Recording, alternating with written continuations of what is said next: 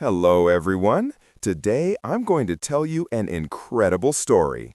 It's about a man who started from nothing, faced rejection and failure, but still managed to change the entire world. His name, Steve Jobs. If you've ever used an iPhone, a MacBook, or even just admired how beautifully designed a product can be, then you've already experienced his legacy. But Steve Jobs wasn't born into success. He wasn't handed anything on a silver plate. His life was full of ups and downs, triumphs and heartbreaks, yet he never gave up. This story is more than just a biography. It's a lesson in resilience, creativity, and never-ending hope. By the end of this, you'll feel inspired to chase your dreams no matter how big or impossible they seem. So, let's dive into the story of Steve Jobs, the man who proved that crazy ideas can change the world. Steve Jobs was born on February 24, 1955, in San Francisco, California. But from the very start, his life was full of challenges. His biological parents, Joanne Scheel and Abdul Fat Jendali, were young and not ready to raise a child. They decided to give him up for adoption. Imagine this. Steve didn't even get to grow up with his birth parents. He didn't know who they were or why they gave him away. Yet this difficult beginning didn't stop him from becoming one of the most influential people in history. Steve was adopted by Paul and Clara Jobs, a humble couple who lived in Mountain View, California. Paul was a mechanic who loved working with tools, and Clara was an accountant. They weren't rich, but they gave Steve a home filled with love and care. From a young age, Steve was different. He wasn't like the other kids in his neighborhood. While other kids were busy playing outside, Steve was busy asking questions. How does this machine work? Why does this toy move like that? What would happen if I took this apart? Steve's father, Paul, noticed this curiosity and decided to teach him how to build things. Together, they spent hours in their garage fixing cars, radios, and even small gadgets. Paul told Steve something that stuck with him forever. If you're going to build something, make sure it's the best it can be. Pay attention to every detail. This advice became the foundation of Steve's future success. Steve was smart, no doubt about it, but he wasn't a perfect student. In fact, he was quite the opposite. He was bored in school because he found the lessons too easy. One teacher said Steve was so smart that regular school couldn't keep up with him. He needed something more challenging. But Steve wasn't just smart, he was also mischievous.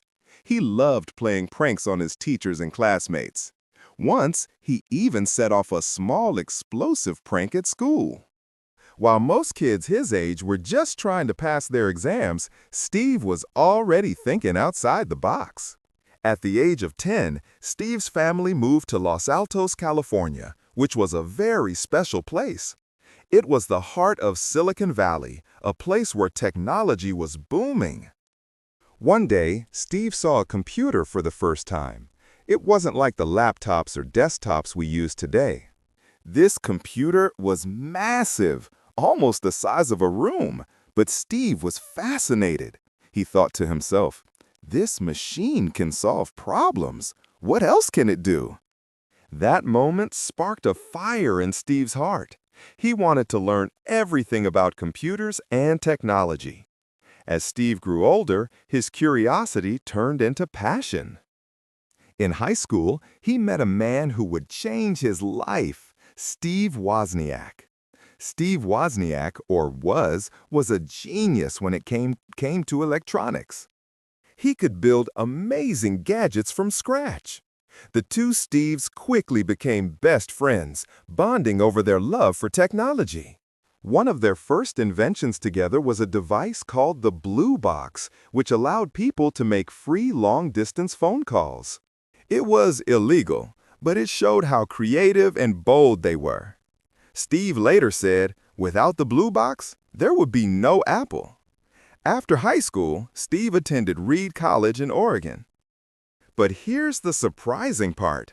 He dropped out after just 6 months. Why? Steve realized that college wasn't teaching him what he wanted to learn. He didn't want to waste his parents' money, so he made the bold decision to leave. But instead of giving up on learning, Steve started attending classes that interested him. One of those classes was calligraphy. At the time, it seemed useless. Why would a future tech genius care about fonts and handwriting?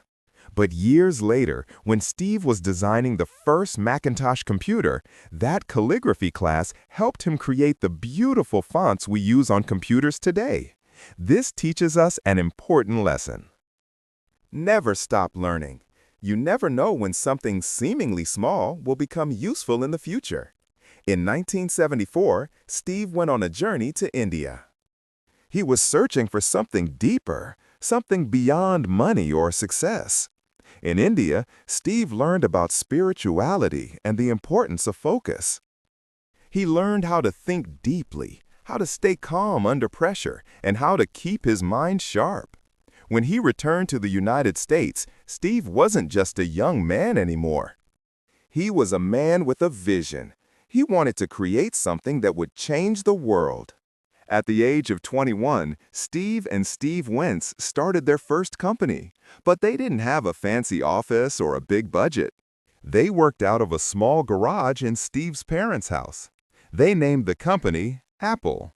Why Apple? Because Steve loved the simplicity and freshness of the fruit. He wanted his company to feel the same way, simple, fresh, and creative. Their first product was the Apple I, a small computer that they built with their own hands. It wasn't perfect, but it was the beginning of something extraordinary.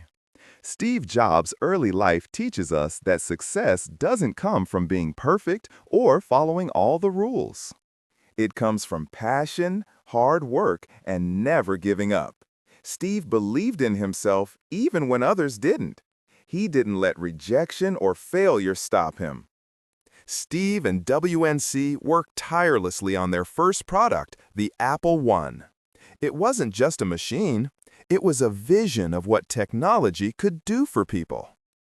They started selling the Apple I to small computer shops and enthusiasts. It wasn't a huge success, but it earned them enough money to think bigger. Steve wasn't satisfied. He believed that the future wasn't just for tech experts, it was for everyone. His dream was to create a computer so simple and beautiful that anyone, even a child, could use it. This led to the creation of their next product, the Apple II. The Apple II was revolutionary.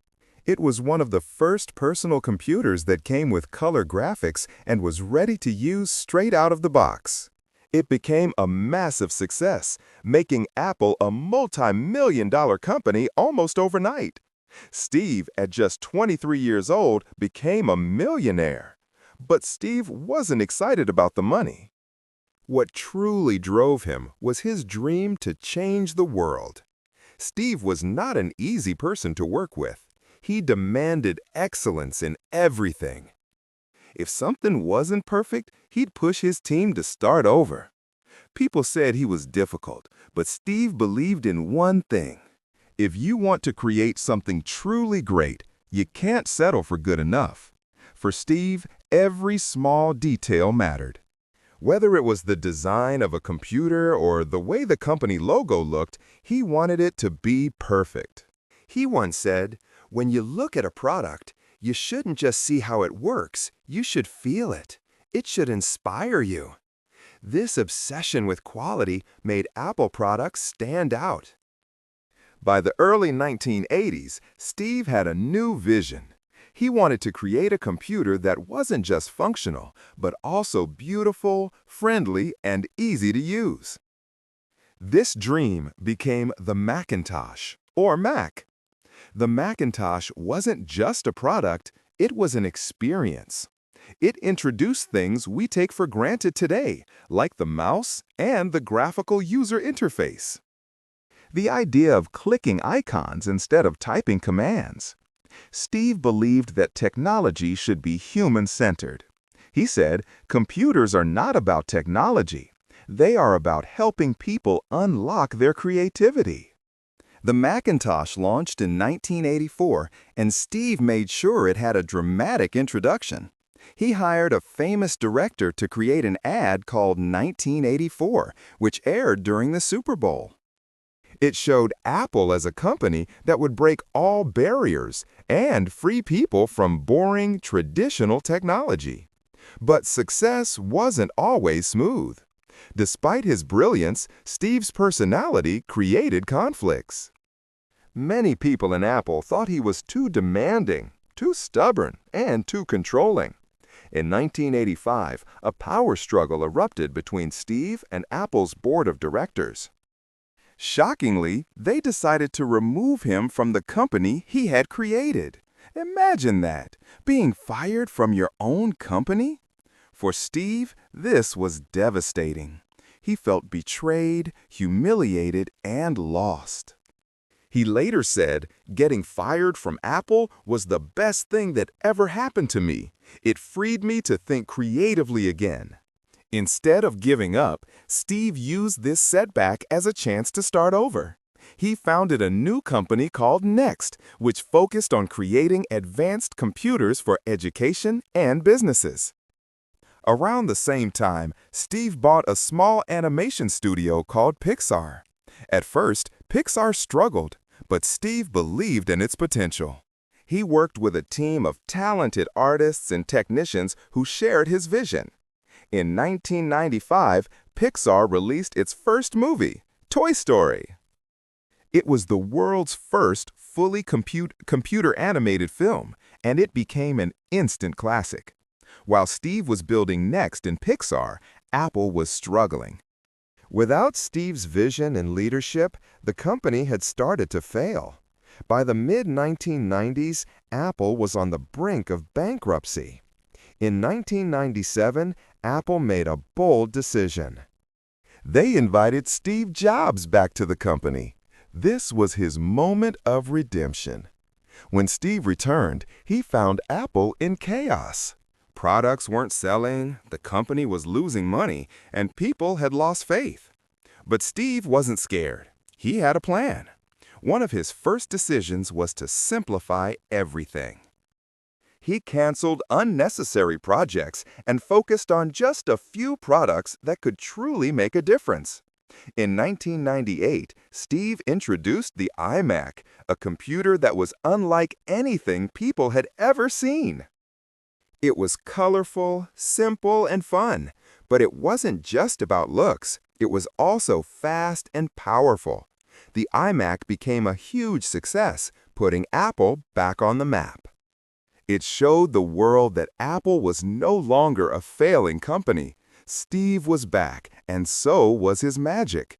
He made Apple focus on simplicity.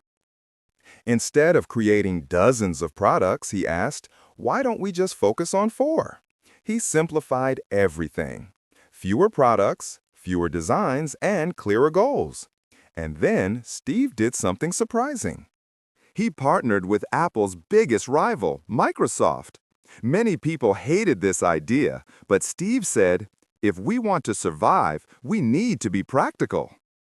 The deal brought Apple much-needed cash and made people believe in the company again. By the late 1990s, Steve was ready to revolutionize Apple. His vision was simple. Create products that are beautiful, powerful, and easy to use. In 2001, Apple launched the iPod, a tiny device that could hold 1,000 songs in your pocket. This was a game changer. Before the iPod, people carried CDs or tapes, which were bulky and inconvenient. But with the iPod, music became portable and personal. Steve didn't just sell a gadget, he sold an idea.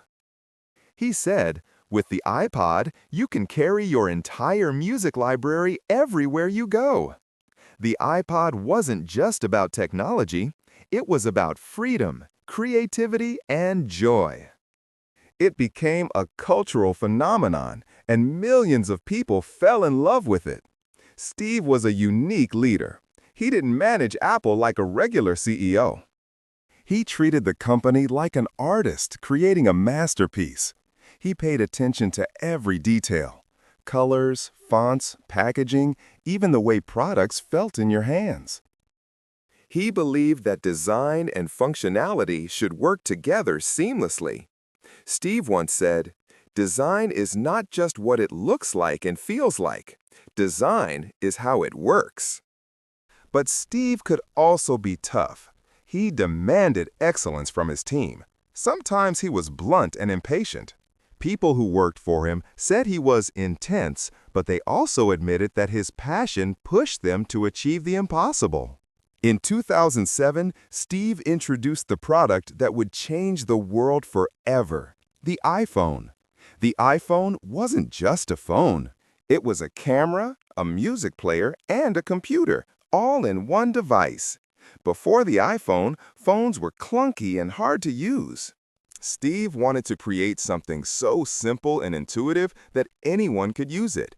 He once said, "The iPhone is a product of simplicity." It's the best phone, the best music player, and the best internet communicator. We are putting all of this in your pocket. The iPhone was an instant success. People loved its sleek design, its touchscreen, and the way it made their lives easier. It wasn't just a product. It became a part of people's everyday lives. Steve didn't just create products. He created a new way of thinking. He believed that technology should empower people to do more, to dream bigger, and to express themselves. He once explained, "Technology is at its best when it becomes invisible, when you don't even think about the device you're using. That's when magic happens."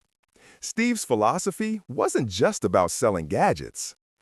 It was about inspiring people to achieve their potential. In 2008, Steve launched the App Store, an online marketplace where people could download apps for their iPhones. This idea changed how people use technology. Before the App Store, phones were limited to basic functions like calling and texting. But with apps, people could play games, learn new skills, connect with others worldwide. The App Store created opportunities for millions of developers and entrepreneurs. Steve didn't just build a product. He built an ecosystem that allowed creativity to thrive. While Steve was changing the world, he was also fighting a personal battle. In 2003, he was diagnosed with a rare form of pancreatic cancer. At first, Steve didn't take the conventional route. He tried alternative treatments, believing he could heal naturally. But as time passed, his health worsened. Eventually, he had surgery and returned to work. Even during his illness, Steve never stopped innovating. He said, "I want to put a dent in the universe before I go." His determination and work ethic inspired everyone around him. Despite his challenges, he continued to lead Apple with the same passion and energy. In 2010, Steve introduced the iPad, a device that was bigger than a phone but smaller than a laptop. People were skeptical at first. They asked, "Why do we need this?" But Steve believed the iPad could create a new category of devices. It was perfect for reading, watching movies, and browsing the internet. He said, "The iPad is the most advanced technology, but it feels so natural and simple to use. It's magical." Once again, Steve proved the critics wrong. The iPad became a massive success, showing the world that innovation has no limits. By 2010, Steve Jobs had become more than just a CEO. He was a global icon, a symbol of innovation and determination. However, behind the scenes, his health was deteriorating.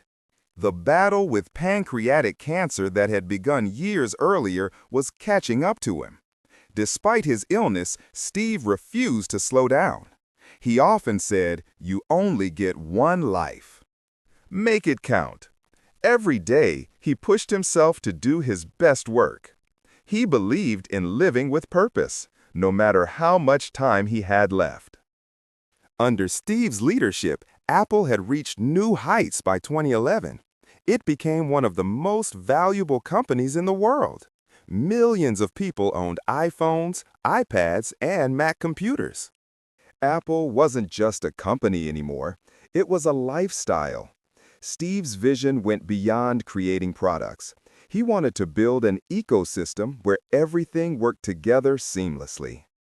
For example, you could take a picture on your iPhone and see it on your Mac instantly. You could start an email on your iPad and finish it on your laptop. He believed technology should make life easier, not more complicated. This idea became the foundation of Apple's success. While Steve was busy transforming the world, he also cherished his family. He was married to Lauren Powell Jobs, a strong and intelligent woman who supported him through all his challenges. Together, they had 3 children, Reed, Aaron, and Eve. Steve also had a daughter, Lisa, from a previous relationship. He wasn't always the perfect father, especially in his early years, but over time, he worked hard to build a stronger relationship with his kids. Steve often told his children, "Don't settle for anything less than what you love. Follow your passions, and the rest will fall into place." Despite his demanding schedule, he made time for family dinners and simple moments. He loved walking in the garden with Lauren, discussing ideas, and reflecting on life. Even as Steve's health worsened, he kept thinking about the future. He wasn't just focused on the next product. He was focused on the next generation. Steve wanted Apple to remain innovative even after he was gone. He worked closely with his team, sharing his ideas and mentoring them. One of his most famous quotes was, "Innovation is saying no to 1,000 things." This meant focusing only on what truly mattered and ignoring distractions. In 2011, Apple introduced Siri, a virtual assistant that could understand and respond to spoken commands. Siri was another example of Steve's vision for the future, technology that felt natural and intuitive. Steve wanted technology to feel like an extension of the human mind. Siri was just the beginning of a new era of artificial intelligence, showing how far Apple could go. In August 2011, Steve made a difficult decision. He stepped down as Apple's CEO, knowing his health would no longer allow him to lead the company. He wrote a heartfelt letter to the Apple board and employees saying, "I have always said that if there ever came a day when I could no longer meet my duties and expectations as Apple CEO, I would be the first to let you know." Unfortunately, that day has come. Steve chose Tim Cook, his trusted colleague, as his successor. He believed Tim shared his values and vision for the company. Although Steve stepped down, he remained closely involved with Apple's projects.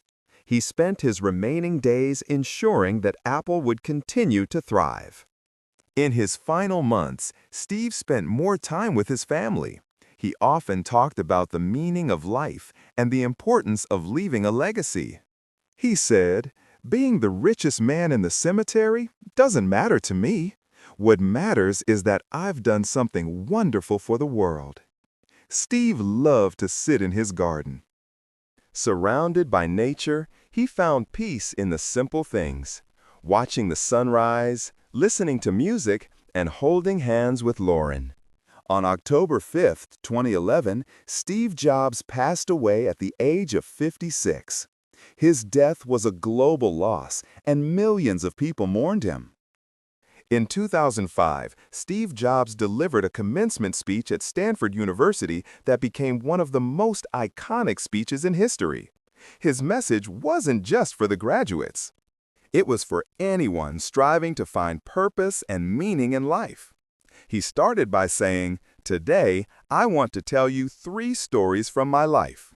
That's it. No big deal, just 3 stories. Each story revealed a powerful lesson he had learned during his journey.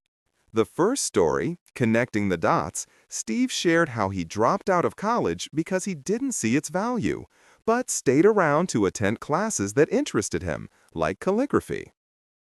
At the time, it seemed meaningless, but years later, the skills he learned in that calligraphy class helped him design the beautiful fonts for the Macintosh computer, which revolutionized how people used computers. He said, "You can't connect the dots looking forward. You can only connect them looking backward. So you have to trust that the dots will somehow connect in your future." This lesson teaches us that every experience, no matter how small or uncertain, can lead to something bigger. The second story, Love and Loss, Steve spoke about being fired from Apple, the company he had started. He called it one of the most devastating experiences of his life, but also one of the most freeing. He said, "Sometimes life hits you in the head with a brick. Don't lose faith. I'm convinced that the only thing that kept me going was that I loved what I did." This story reminds us to keep moving forward, even when life doesn't go as planned. The third story, Death, Steve's final story, was about facing his mortality. He shared how being diagnosed with cancer changed the way he looked at life. It reminded him that time is precious and shouldn't be wasted on things that don't matter. He said, "Your time is limited, so don't waste it living someone else's life. Have the courage to follow your heart and intuition. They somehow already know what you truly want to become." This was his most powerful message. Live authentically, with purpose and passion. After his passing in 2011, Steve Jobs' influence didn't fade. It grew even stronger. Apple continued to innovate, releasing products like the Apple Watch and AirPods and pushing boundaries with technology. But Steve's legacy isn't just about technology. It's about the way he made people think. He taught us two. 1. Challenge the status quo. Steve always believed in questioning the ordinary and striving for the extraordinary. 2. Focus on quality. He once said, "Be a yardstick of quality." Some people aren't used to an environment where excellence is expected. He pushed himself and his team to deliver their best work every time. 3. Stay hungry, stay foolish. These words, which he borrowed from a magazine he loved, became his life motto. They remind us to keep learning, dreaming, and taking risks. Steve Jobs didn't just create products. He created tools that changed how people live, work, and communicate. Think about it. The iPhone made the world more connected than ever before. The Mac gave artists, writers, and creators a platform to express themselves. The iPad transformed education, making learning more interactive and accessible. Steve's ideas reached every corner of the globe. Millions of people now use technology not just for work, but to tell their stories, explore their creativity, and chase their dreams. Steve's life was filled with ups and downs, but he always found a way to turn challenges into opportunities. Here are some of the most important lessons his journey teaches us. 1. Believe in yourself. Even when people doubted him, Steve trusted his vision. He showed us that self-belief is the foundation of success. 2. Think big. Steve didn't just want to create products. He wanted to change the world. He believed in setting ambitious goals and working tirelessly to achieve them. 3. Never stop learning. Steve was always curious and eager to learn new things. He showed us that growth comes from being open to new ideas and experiences. 4. Follow your passion. Steve's greatest successes came from doing what he loved. He proved that when you follow your passion, work becomes more meaningful. Steve Jobs once said, "The people who are crazy enough to think they can change the world are the ones who do." And he was right. Steve Jobs' life was proof that one person, armed with passion, vision, and determination, can make a lasting impact on the world. His story isn't just about success. It's about resilience, creativity, and the power of believing in yourself. No matter where you are in life, Steve's journey reminds us that it's never too late to dream big and make a difference. So, let's take inspiration from Steve Jobs' extraordinary life. And remember, our time is limited, but our potential is infinite.